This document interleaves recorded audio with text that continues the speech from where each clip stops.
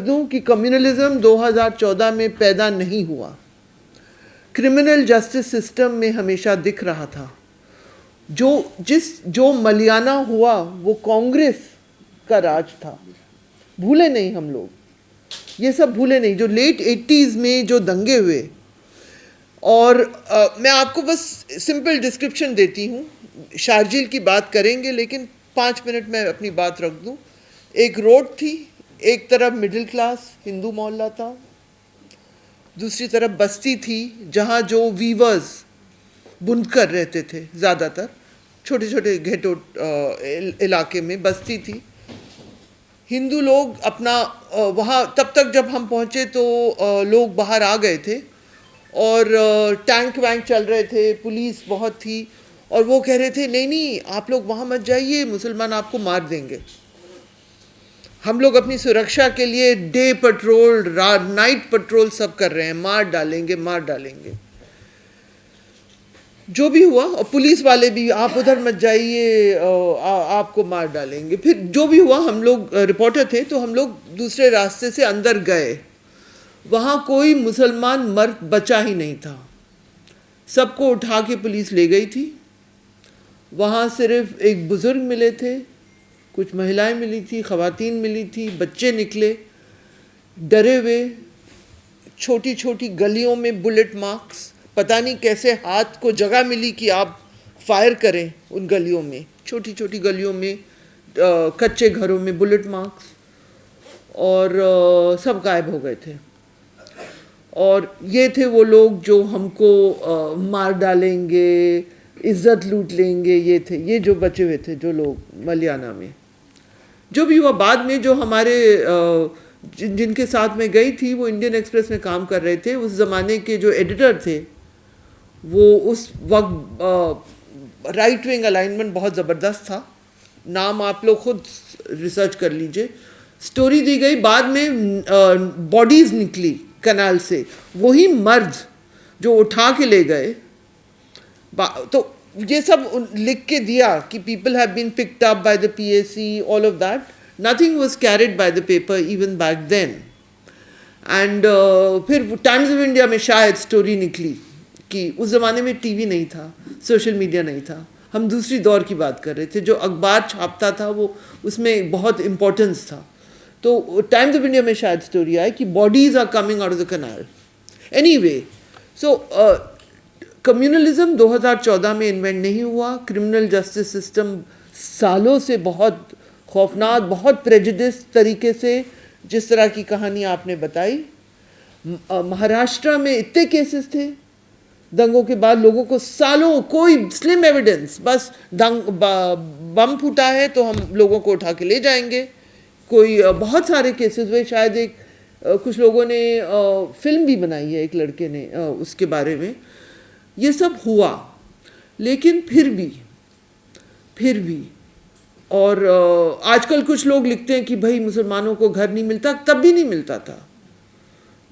मिलता था, इसमें कोई बड़ी बात नहीं। फिर भी ज़िंदगी ज़्यादातर नॉर्मल थी, क्योंकि ये सब चीज़ें क्रिमिनल जस्टिस सिस्टम में दिखती थी।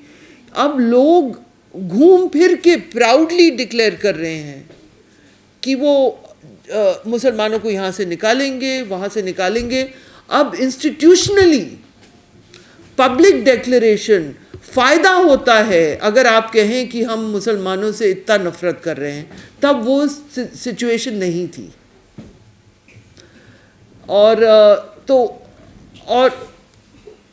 ओपनली आप उनको काम नहीं देंगे, आप उनका घर बुलडोज करेंगे, आप प्रोसेशन निकालेंगे उनके मस्जिदों के सामने, ये सब अब ओपनली हो रहा है। तो फ़र्क ये है, इस बीच में शारजील उमर का नाम तो लोग लेते हैं, उनके साथ बहुत ज़बरदस्त नाइंसाफ़ी हुई है, लेकिन जैसे इन्होंने कहा, वकील भी हैं, पूरे टॉप वकीलों ने लड़ा वो केस, और कोई भी जंग ख़त्म नहीं होता। कोई भी, मैं पत्रकार हूँ, मेरा काम नहीं है आप लोगों को भाषण देना, बिल्कुल नहीं, मैं ये अपना मानती भी नहीं हूँ, लेकिन क्योंकि मेरा एक एक्सपीरियंस है और मैंने कम्युनलिज्म को देखा है, तो ये मानना कि वो नहीं था और अब आ गया है, वो गलती होगी। क्रिमिनल जस्टिस सिस्टम बहुत ही भयानक तब भी था मुसलमानों के लिए, और अगर आप डेटा देखें तो दलित के लिए और आदिवासियों के लिए कुछ इलाकों में, अलग अलग इलाकों में अलग अलग जस्टिस बहुत भयानक था। लेकिन अब तो ये पॉलिटिकल प्राइड का मसला हो गया है। जो चिकन नेक की जो बात, अब इतनी लंबी ज़िंदगी हमने बिता दी तो ज़रूर हमने कहीं ना कहीं किसी चक्का जाम में हिस्सा लिया होगा, और वो इस तरह से भी हुआ होगा कि हमारे इलाके में लोगों को पानी नहीं मिल रहा है और लोग बैठ गए चक्का जाम पे, कहा कि भाई इसको ही नहीं निकलेगा, हम इधर से उधर लोगों को जाने नहीं देंगे।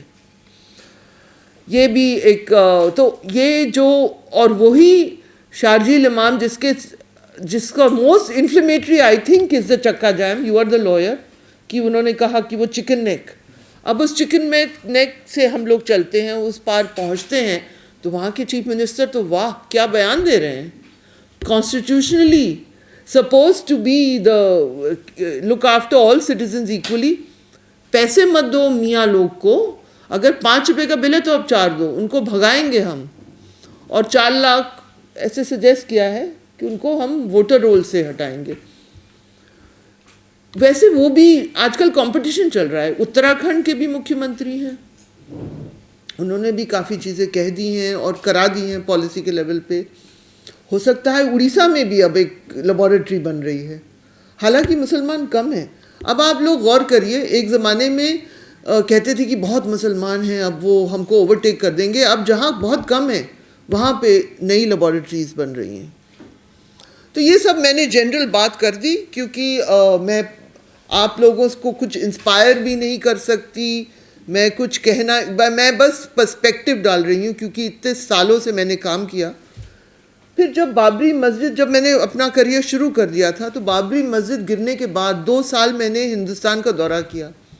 मैंने नौकरी छोड़ी, इंडिया टुडे में सब एडिटर की नौकरी शुरू हुई थी कि हम इसको लड़ेंगे, हम दिखाएंगे कि हिंदुस्तान में लोग साथ साथ रह सकते हैं, पॉपुलर रिलीजन में, सूफ़ी दरगाहों में, बंगाल में बॉन बीबी है, यहाँ कुछ है वो। 2 साल मैंने एक सफ़र किया, वही इंडियन एक्सप्रेस जिसने, और मैं अपनी 20s में थी उस दौरान में, वही इंडियन एक्सप्रेस जिसने वो स्टोरी बेरी की, अब एडिटर बदल गया था, उसने वो कॉलम कैरी किया। मुझे याद है एक हमारी मित्र पैमेला फिलिपो संडे एडिशन की एडिटर थी, उससे भी सहायता मिली, और वो कॉलम आता गया। उसके बाद में एक किताब 2 साल में हमने बहुत कोशिश की, और मैं पूरी कोशिश करती थी कि मैं हिंदू मुस्लिम मुद्दों से हट के रेगुलर चीज़ें करूं, लेकिन ये पॉसिबल है ही नहीं। फिर मैंने जब छोड़ के पॉलिटिकल रिपोर्टिंग की, लेकिन ये shadow, this is something we would be escaping it. It would be a lack of courage on my part to not say a few things with whatever agency I have. You know, लोग कहते हैं कि आप ऐसे मत जाइए, कुछ भी हो सकता है, कि मुसलमान नाम है, ये सब बातें हिंदू लोग को करने दीजिए। मुझसे कहा गया है हिंदू नाम उनको बात करने दीजिए, हाँ आप इसमें मत हिस्सा लीजिए। देखते हैं, चलिए देखते हैं। लेकिन ये मैं बस ये कहना, और मैं क्या कहूँ, it is so blatantly unfair. कुछ वायलेंस का क्राइम है नहीं, day in and day out political people, those holding political office, those being part of रक्षा दल्स are making threats। तो मैंने इस किताब की बात इसलिए की क्योंकि अभी बुल्ले शाह का एक मज़ार वहाँ पे मसूरी में उसको अटैक किया गया। आप लोगों को पता नहीं, आप लोग जवान हैं, एक बॉबी फिल्म का एक गाना था, राज कपूर की फिल्म, आप लोग देखिए, बुल्ले शाह ये कहंदा, और बुल्ला, बहुत सारे गाने हैं। ये हम लोग की दरिया दिली के ये सब कल्चरल सिंबल्स हैं, लेकिन ये सब पे अटैक हो रहा है अब। और बस अब वकील साहब बैठे हुए मेरे ख्याल से, ये है ना, वकील लोग बैठे हुए ये केस के बारे में बताएंगे। मैं बस ये आपके जहन में डालना चाह रही हूँ, वक्त बुरा लगता है, लेकिन पहले भी कुछ परफेक्ट नहीं था। फ़र्क ये है कि अब तो ओपनली कह के कि हम मुसलमान को नौकरी नहीं देंगे, हम आपका घर तोड़ेंगे, आपका मोहल्ले से निकालेंगे, आपके खिलाफ केस अब ओपनली कह के किया जा रहा है। लेकिन तब जैसे अभी आमिर भाई ने कहा, उनको तो कोई वकील वगैरह मिले भी नहीं। और मुझे भी याद है ऐसी कहानियाँ, उत्तर प्रदेश में लखनऊ में जो वकील टेरर अक्यूज को रिप्रेजेंट करता था उनकी पिटाई होती थी। ये सब दौर भी, ये सब हो चुका है। और तो क्रिमिनल जस्टिस सिस्टम के बारे में क्या कहें, लोअर कोर्ट वगैरह में वो बहुत ही, अब यहाँ तक मुझे एक वकील ने फ़ोन किया था जब एक बेंच के सामने ये पूरा केस पहुंचा सुप्रीम कोर्ट का। उन्होंने कहा, that lawyer is also involve in many cases, कि state only wants Sharjeel and Umar. State को 2 लोग चाहिए, बाकी सबको छोड़ने के लिए तो इनके केसेस अलग अलग होने चाहिए। जो भी हुआ वो हुआ, outcome became the same. Why does the state want Sharjeel and Umar? 2 पढ़े लिखे, capable, politically aware, capable of giving a certain level of leadership, leading a protest, articulating their views. In the state wanting Sharjeel and Umar, the media had a big role to play, and as a journalist, I will end it with that. They shamefully projected them. They took clips, they edited it, they told a false story. इसमें media का role था. So let us say that very categorically. They gave a false presentation. So as a journalist myself, I think we must all take it upon ourselves to examine facts very carefully, especially when they come to allegations of people being accused of terror and whatever, instigating riots. यहाँ पे तो terror नहीं. And it is so unequal कि जिस दौर में वहाँ दरगाह पे हमला हो रहा है, रोज़ लोग मोहल्ले से निकल रहे हैं, रोज़ बुलडोजिंग का हमला हो रहा है, इलेक्टेड अथॉरिटीज़ ये सब कह रही हैं, आपने कुछ लोगों को जेल में रखा है। बस ये कह के थैंक यू वेरी मच।